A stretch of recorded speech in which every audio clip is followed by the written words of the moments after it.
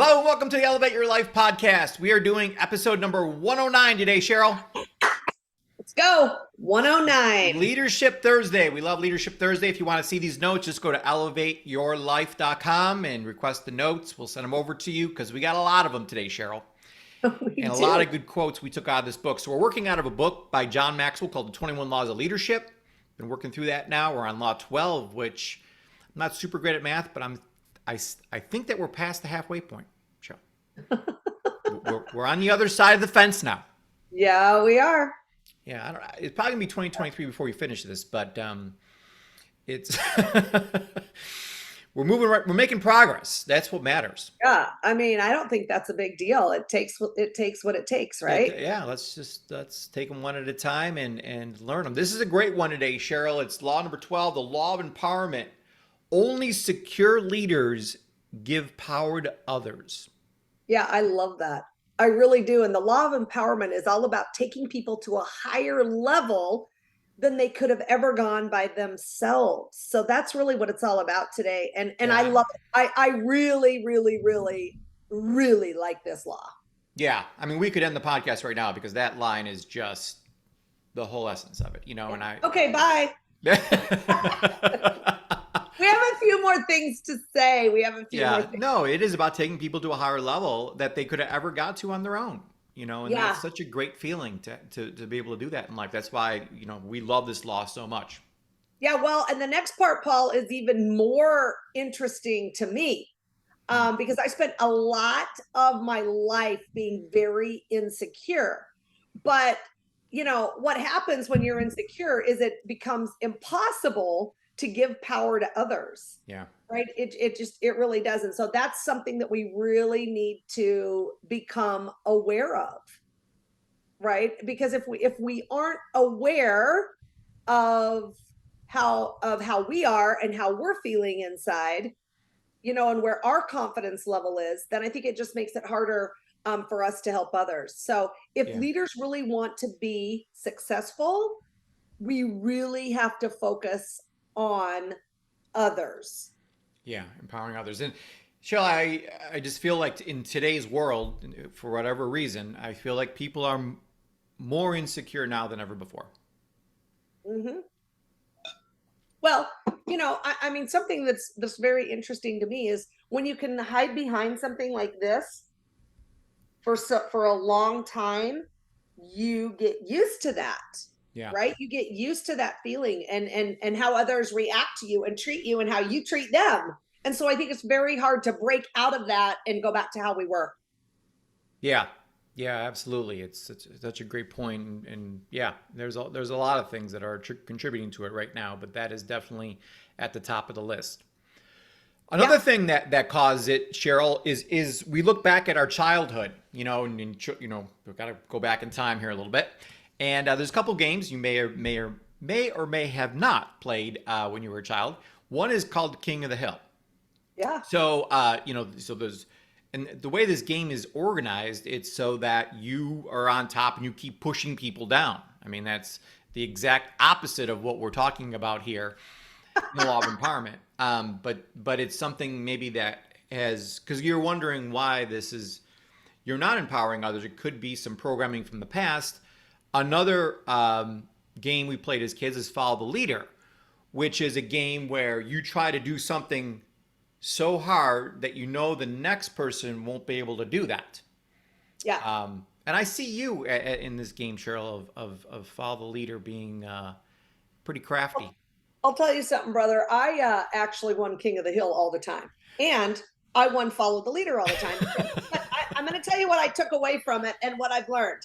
So here's what I think is important is I realized that I love to win. Yeah. That's really what I like, right? So becoming aware of that even, but then just saying, hey, listen, it's so much better to be at the King of the Hill with a whole bunch of other people with you, right? Have all of those people with you and follow the leader and teach them how to do what you're doing to help them. So it's just kind of that little mind shift. But yeah, I did find out early on that I love to win, but just having that small mind shift has really played a huge role. And I still like to win. but it doesn't have to be at the expense of others. It doesn't have to be anything like that. It can be because we're working together as a team. Yeah, and I was just about to say the problem with those games is that to win you have to make all the other people lose. Right. So the games are based on insecurity, and which is again the opposite of the way of to raise up leaders. So yeah, just some good points, but we got to bring this now forward to people's current lives. They're at work, and that's where we see the most lack of empowerment, if you will. People just have this, I believe, cutthroat mentality where I have to make sure the other person looks bad and that I look good, and so I hold my job and they don't move ahead of me or they don't get the position I want or whatever. So it's a constant game of, I call it cutthroat, that people go through in corporate America. Thank God I haven't been in corporate America for 27 years, but I hear so many stories from people I work with on how bad it is right now. Yeah, I really do think that. And, so we've established that what we need to do is we need to empower others, right? So let's talk, Paul, about three, I love threes, three barriers to empowerment. So the first one is, and you were just talking a little bit about this, Paul. So the desire for job security, Yeah. right? And that's just exactly what you were talking about. Nobody in your job can be better than you because you might lose your job to that other person. That's a terrible way to have to think if you're going to work every day, right? And you have to think, oh my gosh, I have to be better than everybody else. Nobody can be better than me. I don't want to help anybody. I don't, I can't, leave me alone. I need to do my job and I need to be better than everybody else, right? I can just imagine that's kind of a, I don't know, it's frenzied way of thinking, right? It's very common though, unfortunately. Yeah. Yeah, it is. Okay, So and the then number number one enemy of empowerment is the fear of losing what we have. It's so powerful. Yeah, because that is absolutely number one enemy. What's number two, Charlotte? The second barrier to empowerment. number 2 is the resistance to change. My gosh, that's so interesting. And I never realized, and I love people who are really self-aware and they can say, I don't like change at all. Right? I have friends that are, I don't like change. I don't like anything about change. I don't want to go through change. Change is hard. I don't like it. So I started thinking, I've never even thought about that. I love change. I Yeah, like again, it. I think it's an identity thing. When you say things like that, like I'm the type of person who does not like change. Right. And empowerment brings constant change, right? Because we're all encouraging each other to grow and we have to innovate, Yeah. right? So, and I love that quote, change is the price of progress. Yeah. Yeah. It's not always easy to live with though, Cheryl. No, it's not. And people don't like it. But I think if we can become aware, then there's things that we can do to because if someone told me, hey, listen, because I think people associate change with something bad, right? Well, I like Right. it how it is now. Well, Yeah. guess what? What if it could be better? Heaven forbid. That would be wonderful. Right. And so I think if we can just make that little mind shift a little bit, I think that can make a huge difference in dealing with change as it comes because Paul, we know change will come. Yeah. Yeah. What's number 3? Number three is a lack of self worth, which is something that we've talked about off camera, off mic, a lot about, and I'm still a bit baffled about. Again, there's another thing that I think it's an all time low is self worth.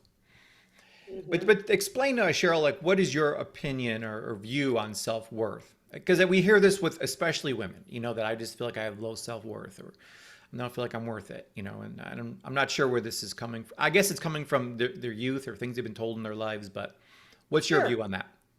Well, I think that that's absolutely right. I think something that I've learned in the last couple of years that's really made a difference is your self-worth can really take a hit if you are letting yourself down. So let's say you tell yourself, well, I want to do this or I want to do that. This is who I am.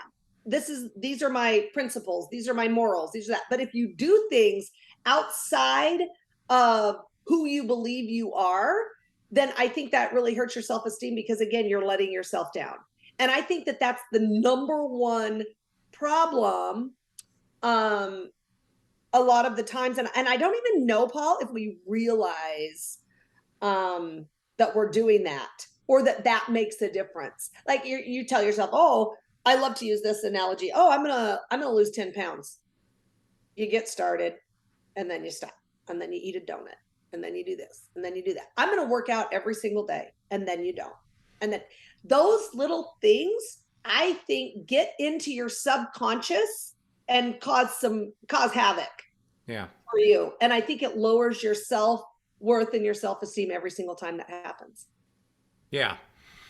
It's fascinating. So I only the only experience I have, of course, is my own story and my own life here, and I have a ton of self worth. So why? So I just because I'm curious, why do I have more feel like I have more self worth than other people may have? And I look back at my youth. My dad never called me Paul in my entire life. To this day, he still doesn't call me Paul. He calls me Champ. So if I'm 2 years old or 5 years old, whatever I am, and you got a parent referring to you as champ 10 times a day, well, guess what my identity is? I'm a champion. I'm the best there is.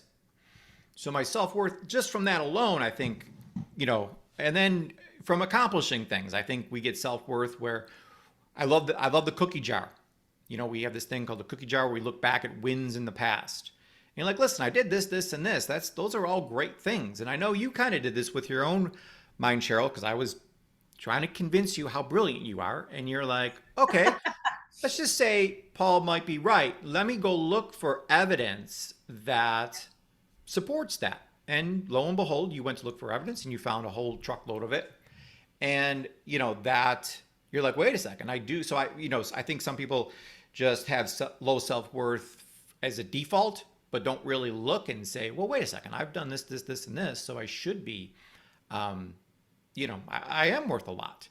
And I just love this analogy of the piggy bank. So I had this client years ago. She I actually work with her now, but she told me that because we had this conversation about self worth, and she's like, well, I go, well, I have a lot of self worth, and she feels like she has no self worth, and we had this exact conversation we're having now, and she said, well, the reason why you have so much self worth, Paul, is because your piggy bank's full.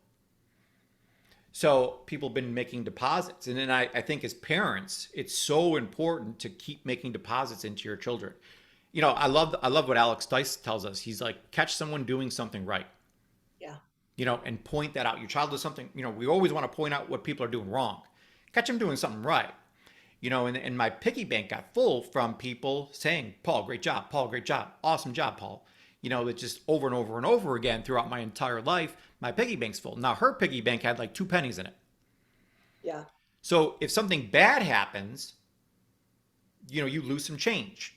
So the whole piggy bank was empty because she never had anybody helping her fill it up. So I think being in the community, Cheryl, we talk about all the time, being in the right peer group of people who are looking to cheer you on. They got the pom poms out, and they're like, "Hey, you can do this. You are worth it. You can do anything you want to do." Yeah, absolutely. I think that that is so important. And I think sometimes what happens when we have low self-esteem or low self-confidence, we become very self-conscious, right? And so we really care what other people think. We really care. And we're very focused on ourselves, right? What do we look? What do I look like? Do other people like me? And I know, Paul, I know this so well, because I lived so many years like this, Mm-hmm. trying to please others, never even understanding who I was or what I liked, but trying to please other people, and worried sick that they didn't like me. And I think what happens is there's no way you can be a good leader, when you're like that, right? Because you can't empower others. You don't even feel like you have any power. How are you going to empower somebody else? Yeah. right? I mean, that's just the craziest thing. So we need to be clear on where we're at, especially with our self-confidence and our self-worth, and really work on that. And I think that's so much for women is where the growth comes in, right? As you grow, as you accomplish things, as you catch yourself doing right things. Yeah. I think that's what makes a difference with your Well, self-worth. And that's how we grow, and that's how we become better leaders. And what's a better leader? To empower others. That's what we're doing yeah. as we become a better leader. But I love what you just said, Cheryl, because basically you can't give what you don't have. Right. So it does require you to work on yourself, so that you have the full piggy bank, that the self worth inside of you, so you can give that away to other people and not be so insecure. Yeah. And that's really what it's all about, right? When things go right, I love this whole idea. When things go right, give the credit to others. Okay? Give it to other people. Now, that's not that hard. I didn't feel like that was that hard for me as soon as I, really worked on myself. That wasn't that hard because I would love to just sit in the back of the room and clap for people. I love it when people are successful. I love all that. But one thing that took some time for me is that when things went wrong, then I had to take 100% of the responsibility. I can't even say it because I'm laughing. Okay, but I thought that was harder than giving the credit to people who are doing a great job. That doesn't seem hard for me as taking 100% of the responsibility when something goes wrong. Yeah, Just, I you know, agree 100%. I love what you said, Cheryl. And we've learned this from Deb Erickson because we were talking about fear. And, there's 5 different types of fear. mhm. So we all assume that fear of failure is the number one fear that people have. That's not true. It's what you just said. People are afraid of what other people think of them. That is the number one fear in the world, and it is a big one. I mean, that's what's stopping people in their tracks right now. Luckily for you and I, Cheryl, we don't care what other people think. So we're really good at this, not paying attention to the haters out there. Well, and I think it's freeing to get to that point. I It have is, to yeah. tell you, it is really freeing. And what I think it does is that opens up a whole new world of who you are, right? Who you are. Because if you don't know who you are, how on earth are you going to be able to empower others? I mean, that's really what it's all about. Yeah, absolutely. And I love what John says here is when you push people down, you go down with them. So enlarging others makes you larger. That's, boy, if you could put a poster on your wall, enlarging others makes you larger. Yes. Great, great mantra right there.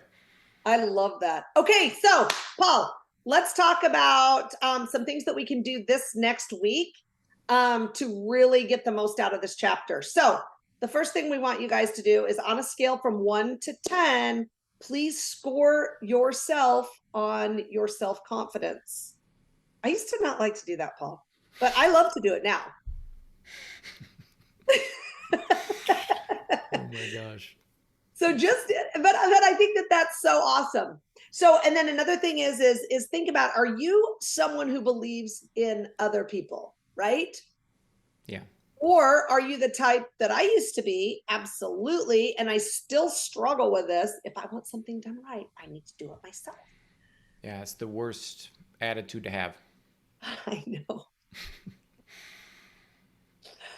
Okay, what's number 3? We want to score ourselves on this law of empowerment and, really think about, let's go from 1 to 10.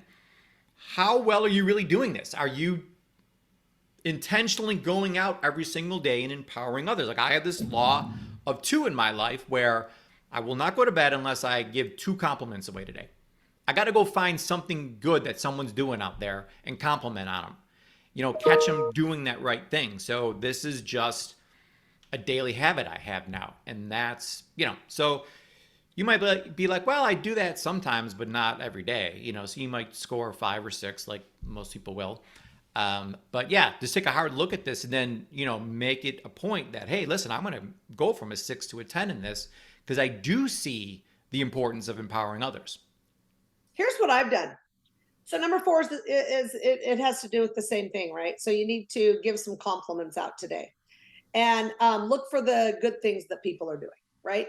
Here's what I do, Paul, because we all think things. We're all thinking things in our mind. And I think a lot of times what I got into, especially over the last couple of years, because we've kind of all been closed off, is that I'll think something about someone like, oh my gosh, her hair looks so awesome today. But do I say anything? No, I don't. But I think it. So now what I do, if I think something, and by the way, it's the good thoughts I'm thinking. If you're thinking a negative thought, you don't need to bring that to anybody's attention. But if you're thinking a great thought and it's like a compliment to someone, say it out loud. They need to hear that. They need to know. Yeah. Right? I love that. Well, Cheryl, we're about halfway through the day here, and I have not complimented someone yet. So let me just say, you are amazing. Thank you. That's how you do it. It's that simple. That's that simple. I mean, it's you come on these podcasts and you just share your wisdom. You have so much that's happened in your life that you can draw from, that you've learned from, and you really embrace this concept of you never lose. I either win or learn. That's and true. There's been a But lot I of wanna learning win. going on. I want to win. Yeah.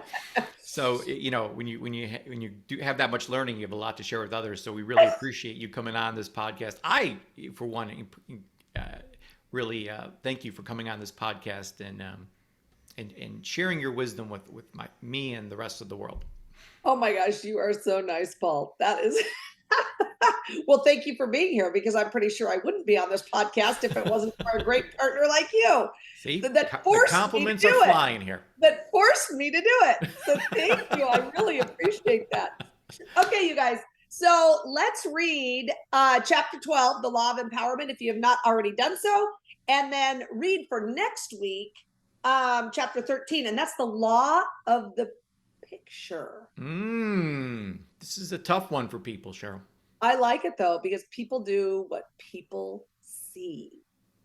People don't do what you tell them to do. No. They do. And I'll tell you, I've never learned this more. This is going to be an exciting one next week. Kids are the perfect example. Yeah.